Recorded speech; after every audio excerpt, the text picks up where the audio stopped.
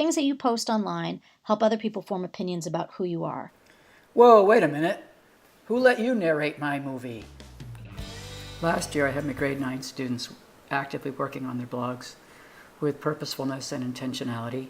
Yes, it's COETAIL inspired.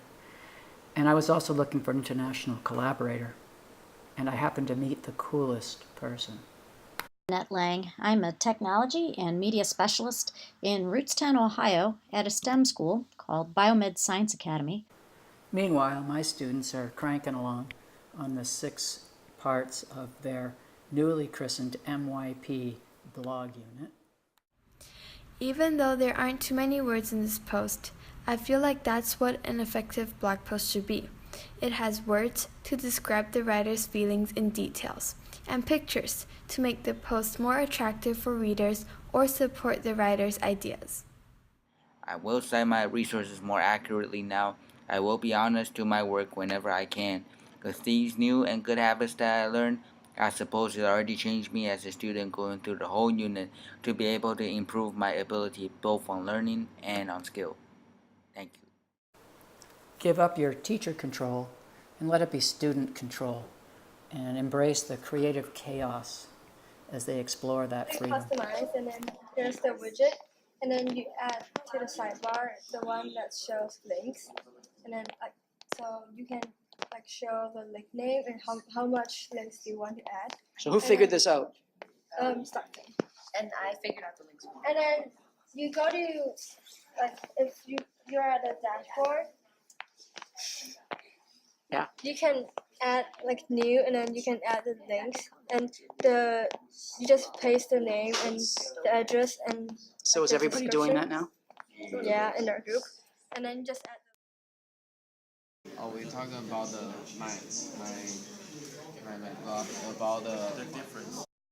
I learned that a powerful blog post has to be open-minded.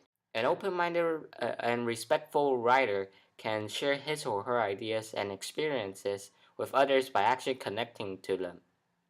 An open-minded writer does not only inform the readers about a topic, an open-minded writer also learns from the readers, and that's what makes the difference.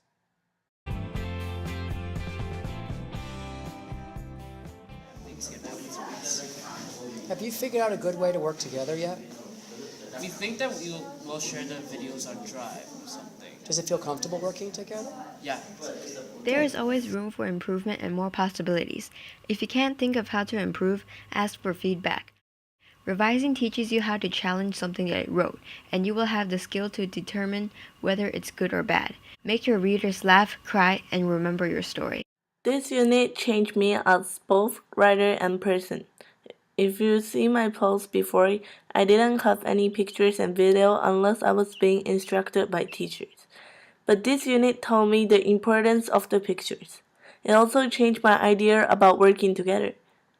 I saw that working with partner wasn't that bad as I thought. Students work with partners on 4 of the topics within the blog unit.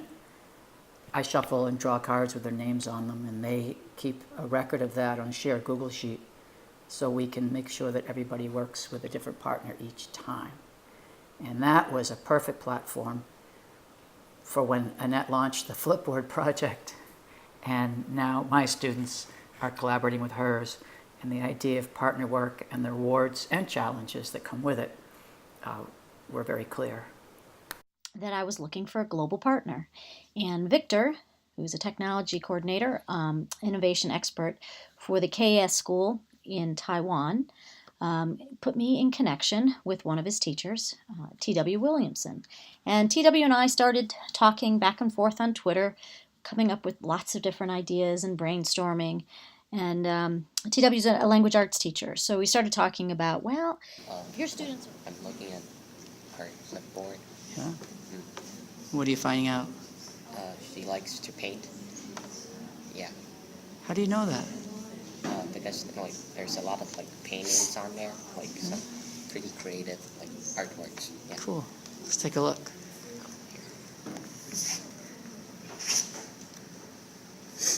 And using Flipboard as a way to curate articles of interest and learn about your classmates. This is this one. I don't know how to say. I don't either. Okay, so can you go back? So what do you think about this?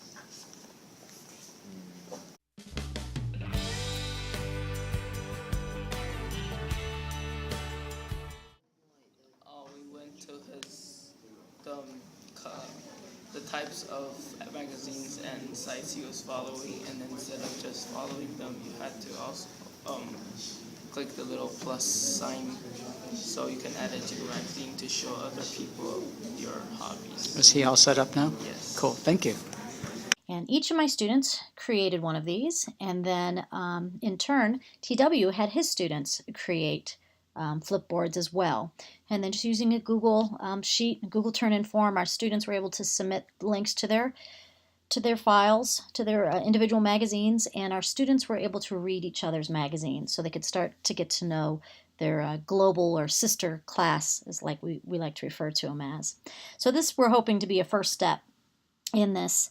I think I was very surprised. I'm not sure why I was surprised by this, but it was a really excellent opportunity for my students to see how the links that you post can create an opinion. Let's take a look at Annette's students' flipboards. She teaches at a STEM high school in Ohio in the US. And if you account for the focus of her high school, a lot of the flipboard content that her students have added to the magazines makes sense. And I teach at an American curriculum high school in Taiwan that focuses heavily on the arts.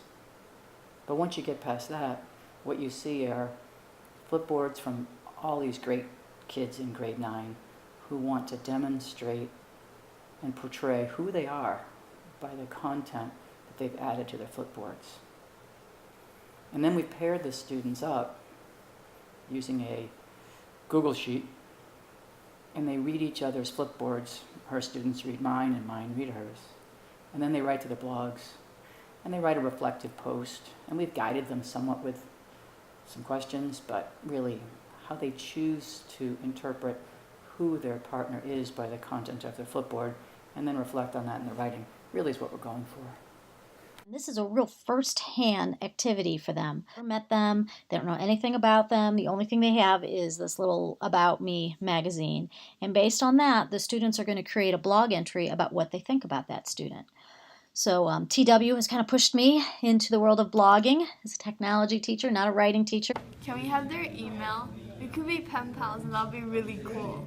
They've started a Weebly account, and one of their blogs, this is their third blog entry for me on my end, is they're doing global connection, and they're going I'm trying to find Jade Cop Harris on Facebook. Yeah, okay, all right. So let's go, what do you think? I don't know, Los Angeles, maybe this one. They're in Ohio. Ohio? Ohio? Where's Ohio? I found him! Oh my god! Yeah! I can find Profile stalker! Okay, so what have you found? I found him. His profile. How do you know? Because he's from Ohio. Okay, do you know what school? No. Okay, see if you can find out. Should I add him? Okay. So it's just been an amazing experience for me. I love having a global partner, an excellent teacher to work with that's pushing me and helping me develop my skills. And I just feel that being able to collaborate in a global manner is just such an authentic, excellent project for our students to be involved in. And I'm just so excited and happy to have an excellent partner in Mr. Williamson and the KS schools. For this unit's summative assessment, I wrote the following about what a blogger should do in order to engage her reader more. It's important to maintain a more casual and talkative voice when writing a blog post. A blog post isn't something formal or detached. It's something that is supposed to reach out and speak to a reader on a more personal level.